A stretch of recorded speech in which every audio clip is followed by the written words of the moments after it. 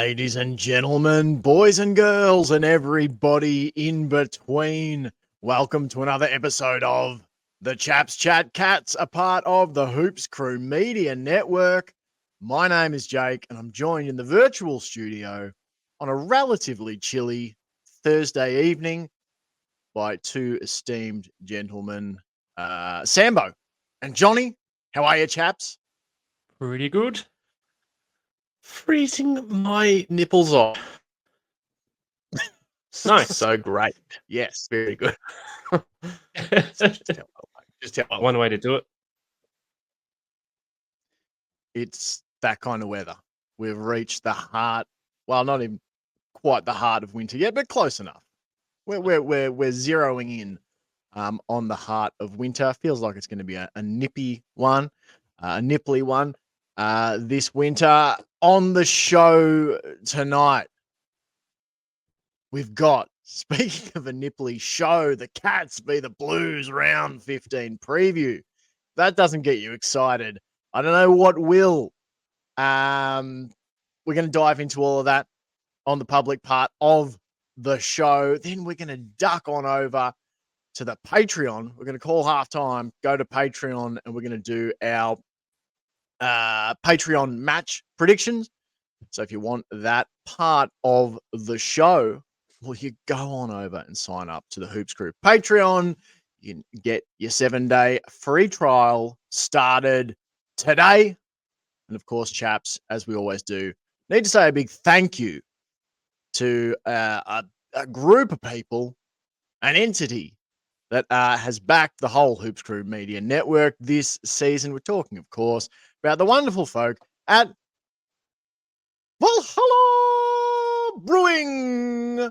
Valhalla Brewing, only the finest, the nectar of the gods. Get along to Valhalla Brewing, the tap room. If you're in the CBD, if you're doing your shopping, maybe, I don't know, maybe it's evening shopping, not daytime shopping. I'm not advocating that. I'm not saying go have a pint while you do your daytime shopping, but go sample something of an evening. If you're out in North Geelong, hit up the brew hall. Valhalla Brewing, sponsors of the Hoops Crew Media Network. Chaps, let's get into it. Lots to cover. Realize that was a bit of a Miss Piggy almost voice there. That Valhalla Brewing sort of type of operation. Let's jump in feet first into the Cats v the Blues round 15 preview. Johnny, coming to you first here. The Cats, Beautiful. looking to reboot after the bye. How are you feeling? We had, almost a fortnight without Cats footy. What are your thoughts just initially, generally coming into this game after the bye, looking to sort of reboot, reload, and kick off the last 10 games of the season? Looking forward to it.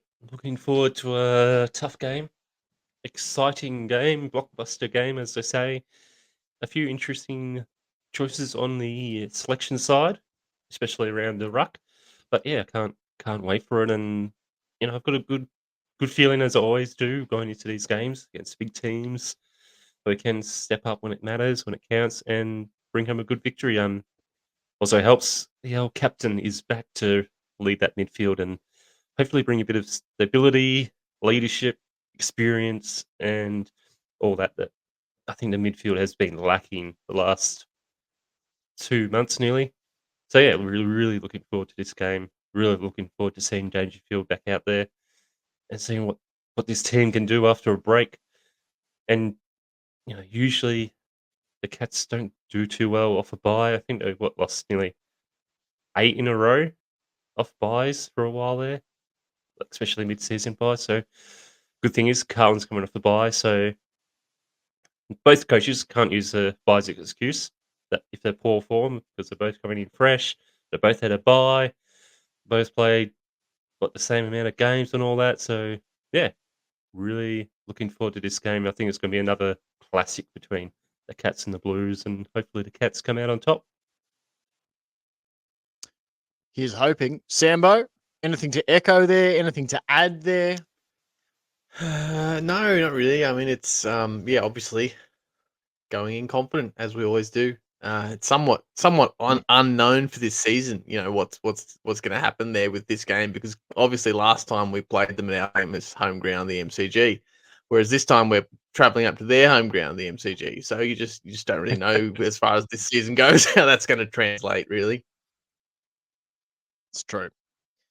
It's true. It's a great point you make. It is. Very good point. Well made.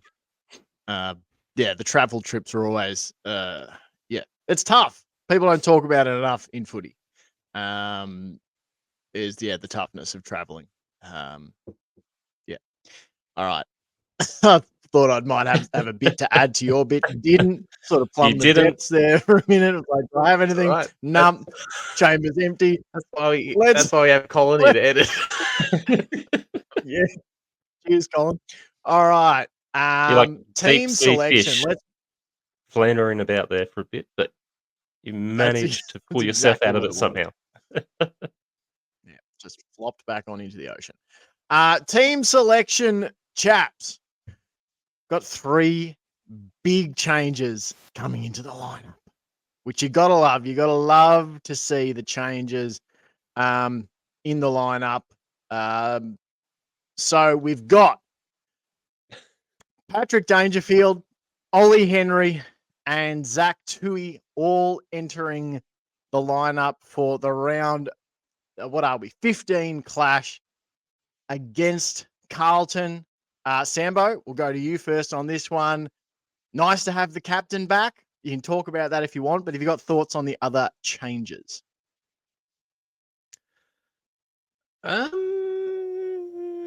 Thoughts. I mean, good. Ollie Henry back. Like, I think he had become quite dependable. And then maybe I don't know. It's hard to know if it had been a dip in form or if it was more to do with the quality of delivery into him and a more sort of systemic issue. But I think his return had certainly diminished over the last few games this season. So I'm quite keen to have him back in. Loved him in Mad Max Fury Road. Loved him in The Great. And so keen to see if a rest has done him any good. Dangerfield, obviously, I probably won't say too much because I think everyone kind of has a feel on getting him back. It's obviously great. But Tui as well, I'm keen to see him back in against his old side. He lit it up the last we played them. And so yeah, hopefully he can repeat that as well. Hoping Gary Rowan gets a full game, but we'll see. There's a lot of competing names there for to see who will be the sub. As far as I know, that's obviously not named yet. But yeah, obviously, to throw back to you, Jake, the ruck is probably the biggest thing to discuss out of all of this. Yeah, as we look at the sort of the full side and what's sort of gone on, we've got, as I said, Patrick Dangerfield, Ollie Henry, Zach Tui in. Out, go Tanner Bruin, injured. That's obviously a bit of a bummer. 4 to 6 weeks, they reckon, a training injury or an injury that occurred in training. Reece Stanley, apparently out, injured. Shannon Neal omitted. Johnny, I don't know. We probably want to talk about Tanner Bruin, but I also want to get thoughts too on Mark Blixarves basically being named the ruck for this game. You would assume that he'd probably get a chop out from Sam De Koning or Jack Henry or somebody. Those guys have done it at times in the past. I was trying to cast my mind back. The last time for me, I feel like was the flogging of Sydney last season. I feel like Blitz went into that game as the lone ruck, and there were some concerns, and we won by whatever we won by, a huge margin. What are your thoughts? Take it wherever you want, I guess. Dealer's choice. Tanner Bruin injury, Mark Blixarves the solo ruck. Pick the eyes out of that. Well, I'll go to ruck because it's an interesting choice to have gone with, especially with who have they got? They've got Pettinet, who's a pretty good ruck. So obviously they want to stretch Carlton's ruck, or the Cats just don't have anyone else to ruck because Toby Conway might be injured as well, I think, or slight injury, or just not ready to come back. And Reece Stanley's looking injured. He's only in emergency, so I doubt he'll be coming back in. Yeah, it's an interesting decision. It's a bold one, but hey, when you're this part of the season in, and need to find different ways to play the game, I think this could be a bold strategy that could work the Cats' way. And why not? Mark's done it before; he can do it again. As you said, we've got Sam De Koning to help out. Tom Hawkins can also do ruck work in the forward line, so it's not like he's going to have to run extra. He's just going to have to do that extra bit of tap work. Who knows? It could be a masterstroke move that could really tear open the Carlton's midfield with Blix able to ruck and also crumb off his own handiwork. So it'll be interesting to see how this unfolds. I'm looking forward to it, and yeah, I was very surprised when they said there was no Reece Stanley and no Toby Conway. It's like, this is an interesting decision, but one I think they don't make these decisions just because they go, "Hey, well, let's try something new out of the blue." There's definitely a good reason behind it. So I trust that the reason is a solid reason why they picked no ruck. Yep, absolutely. Sambo, do you have thoughts to add on the blitz situation, or would you prefer to talk a little bit about the midfield mix with Tanner Bruin out? It's notable, I thought, that Mitch Hardy and Lawson Humphreys listed as the emergencies. I've also just seen Reece Stanley listed as one of the emergencies, despite being listed as out injured. So some classic Cats chicanery there. Reece Stanley is absolutely going to run out minute one as part of the team. Yeah, look, I'd probably sort of talk about the midfield a little bit.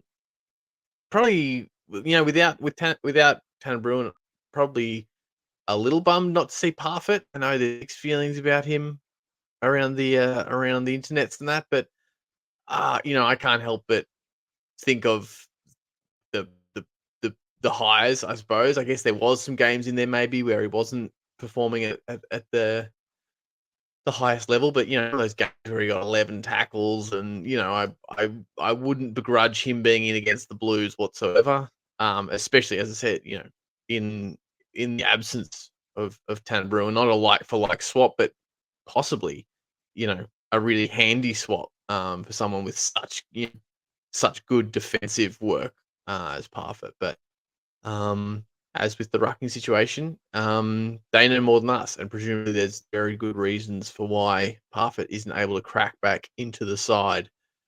Obviously Dangerfield's going to be a big lift for us in the middle, so that's really good. But yeah, looking at these emergencies, I wouldn't be surprised to see some shenanigans closer to the fence. Yeah, no, absolutely. I think almost certainly there could be. Wouldn't it be crazy if this is the week they play Hardy? Dangerfield comes back and they're like, "Yeah, next man up." Hardy goes in. Nothing, to be honest, would really surprise me at all. Like Lawson Humphreys named as an emergency wouldn't even surprise me if they said, "Oh, well, actually, we're leaving out Mitch Duncan or something." We're going to give him an extra week's rest, or like, I don't know. The selection's been. I know a lot of people have been really unhappy with the selection the last few weeks, but I haven't hated it.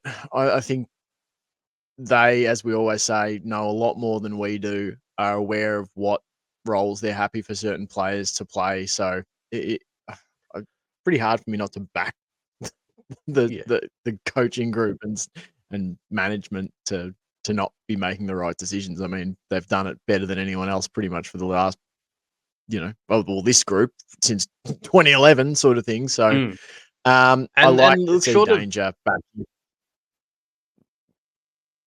Sorry, I was just gonna say, like, as far as Slim goes, like, I don't think any of the issues, the consistent issues we've seen, are because of one player or going to be fixed by one player, short of like a Dangerfield. You know what I mean? Like one of your biggest most influential Yeah. players and your captain obviously makes a difference.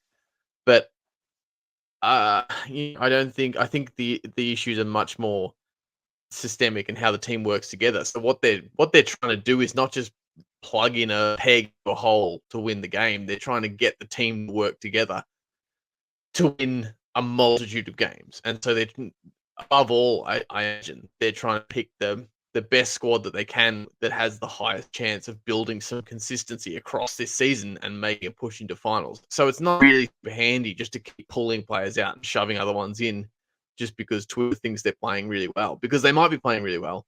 But a really good individual player swapped in without any kind of consistency is never going to be as impactful, in my opinion, as a squad. Now, unfortunately, we haven't really been able to get a lot of consistency due to injuries and little suspensions and all this kind of stuff. But I do think you got to keep in mind that that's kind of what they're aiming for, not just aiming for the the best group of individual players all running around the field. You're trying to build a squad. So yeah, as much as as you say, Jake, they could with the outs we've got, we could see some new faces out there. I don't think it benefits anyone just to do that every week. Throw someone in there. Yeah. No, makes sense to me. Let's move on. Johnny, we're going to start with you here. Colin, you need to change the smoke alarm. Don't know if that's coming through. What we want to see. Johnny, going to start with you. What's one thing you want to see from this game tomorrow night against Carlton? I want to see Paddy Dangerfield, P Daddy, back to his usual best and dominate Patrick Cripps, the Carlton captain, and show the young buck what's what, and not get injured. Would also be that's an important. preferable. Sambo, what's one thing that you want to see against Carlton? I feel like I mentioned the defensive structure a lot. I mentioned the off ball shot. Mention it again. 50s. No. I'm gonna go more specific this time. I'm gonna go more along the lines of what Johnny's talking about. But I'm gonna go with Jeremy Cameron. I'd really like to see Jezza strike that kind of form that he was in early in the year, when there was this talk of, could he win the Brownlow and the Coleman? Could he kick a record-breaking amount of goals? All this kind, and oh look, he roams back down the midfield and like ends the game down there as well. I don't know if prime Jeremy Cameron is roaming at the moment, or if prime Jeremy Cameron is sitting in that 50 and only going for goals. But whatever is more comfortable and more effective for him, I'd just like to see him looking that liberated and in the zone again, because he has seemed a little bit het up, a little bit caught up in his head lately, trying to do too much. Sort of a little bit too aware of how much is on his shoulders. So I'd just like to see him out there having fun, doing Jeremy Cameron things, and letting all the other players worry about stress and that kind of stuff. Sounds good. Well, I'm going to make it a player-focused episode as well. A player-focused, what we want to see. And it's tough. I had two. I'm going to save one for our Patreon segment that we do with our Patreon match predictions. So I'm going to pivot to my second one. Everyone is going on about, no selected ruck. It's what are we doing? Blixarves is going to get mauled, etc. I want to see Mark Blixarves just remind everyone what a monstrous headache he can cause for people. Yep. Look, maybe he doesn't end up as the only ruck. Maybe that injury/emergency listing of Stanley is just smoke and mirrors, and Stanley is lined up at the first bounce. But if it's Blix, I would love to see him put on a clinic. He's a very tough matchup. I think in terms of particularly once the ball hits the ground, but yeah, I don't know. I get the feeling, if I stretch my memory back to the last time we played Carlton and Pitney ran wild, I seem to remember Blixarves halving more of his ruck contests. That was sort of my memory of it, of like, okay, Blitz went into the ruck at times and maybe he didn't win a bunch of the hitouts, but he was able to stop it being a clearer win for Carlton. Maybe I'm totally fabricating that memory, but that's sort of my rough recollection of it. Wait for someone on Twitter to put a post to me that Blick's never played that game or something. But yeah, I'd just love to see big monster game from Blitz just being an absolute pain in the neck for the Blues. So that's what I want to see. If we're wish casting, that's what I want to see. All right, that is all for the public part of the show. We are now going to duck over to Patreon. And we are going to get stuck into our Patreon match predictions. And given it's halftime in the show, chaps, we're going to play the public part of the show out and the Patreon part in with our old favorite, the halftime horse. We're bringing the halftime horse back. Come on back, halftime horse. That's what I say. Welcome back. We get your cordial, we get your lollies, a spray from the coach. Thanks so much for listening. Absolutely. Thanks so much for watching. Until next time. Your lollies, a spray from the coach. Okay. Absolutely. Sprays.